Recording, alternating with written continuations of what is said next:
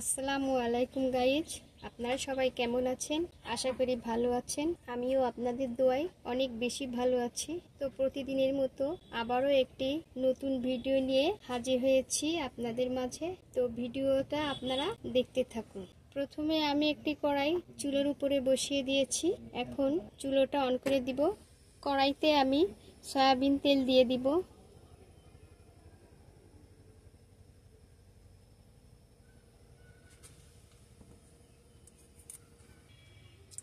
Soybean তেল গরম হয়ে গিয়েছে।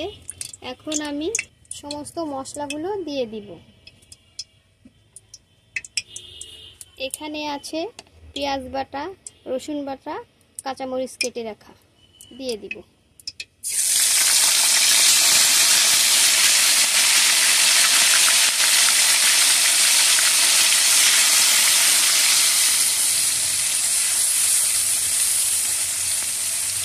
মশলাগুলো ভালো করে কষিয়ে নেব। দিয়ে দিব 1 চামচ জিরা গুঁড়া, দিয়ে দিব সামান্য পরিমাণে শুকনো মরিচের গুঁড়া, 1 চামচ হলুদের গুঁড়া দিয়ে দিব। মশলাগুলো ভালো করে কষিয়ে নিব।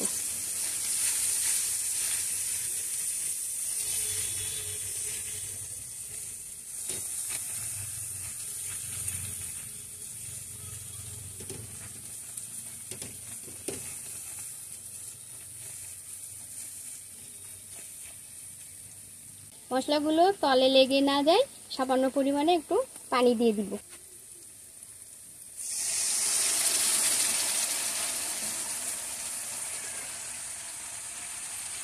মশলাগুলো ভালো করে নেড়ে চেড়ে কষিয়ে নিব।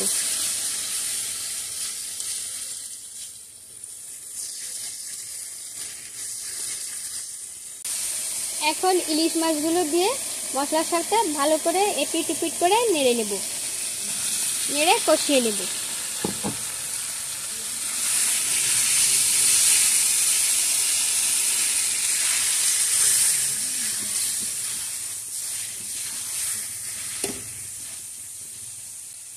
সামান্য পরিমাণে পানি দিয়ে দিব।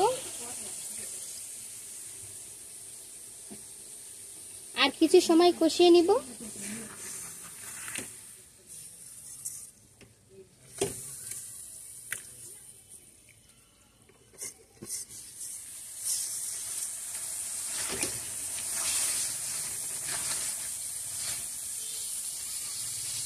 ইলিশ মাছগুলো কষানো হয়ে গিয়েছে, এখন নামিয়ে নিব।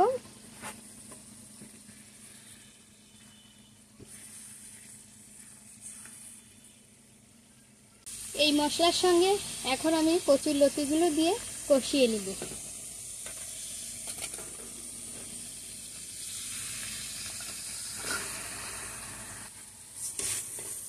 নেড়ে চেড়ে ভালো করে কষিয়ে নিব। লবণটা দিতে ভুলে গিয়েছিলাম গাইস, লবণটা দিয়ে দিয়েছিলাম। একটু পানি দিয়ে দিব। ঢাকনা দিয়ে ঢেকে কিছুক্ষণ কষিয়ে নিব। এবার ঢাকনাটা নামিয়ে নিব। এবার এর সঙ্গে দিয়ে দিব সরিষা বাটা,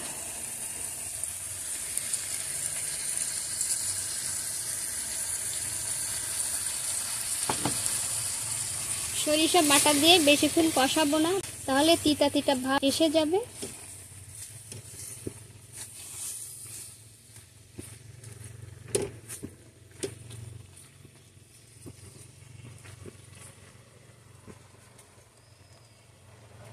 কচুরলতি সিদ্ধ হওয়ার জন্য সামান্য পরিমাণে পানি দিয়ে দিব।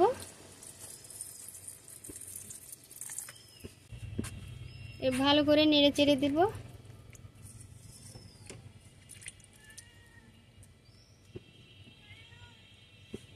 এবার এর সঙ্গে কষিয়ে রাখা ইলিশ মাছগুলো দিয়ে দিব।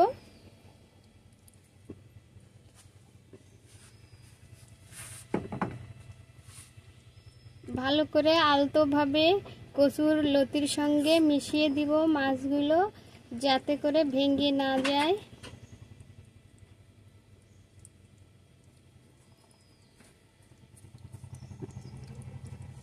এবার ঢাকনা দিয়ে 10 মিনিট ঢেকে দিব।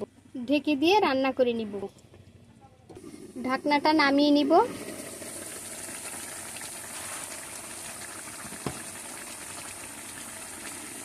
আস্তে আস্তে একটু নেড়ে দেব।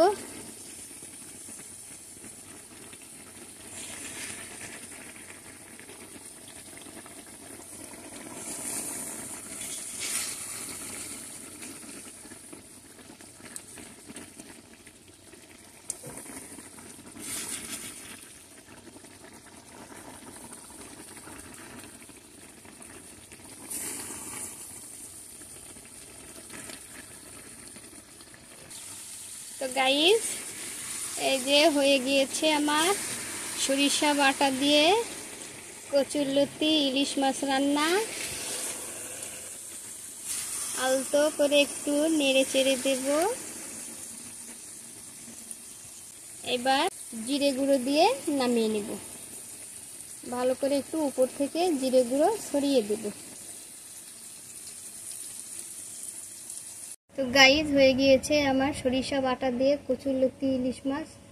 আমার এই ভিডিওটি যদি আপনাদের ভালো লেগে থাকে তাহলে কমেন্ট করে জানাবেন, লাইক সাবস্ক্রাইব শেয়ার করে জানাবেন। এখানেই শেষ করছি। ফিরে আসবো নতুন কোনো ভিডিও নিয়ে। সেই পর্যন্ত ভালো থাকুন, সুস্থ থাকুন। আল্লাহ হাফেজ।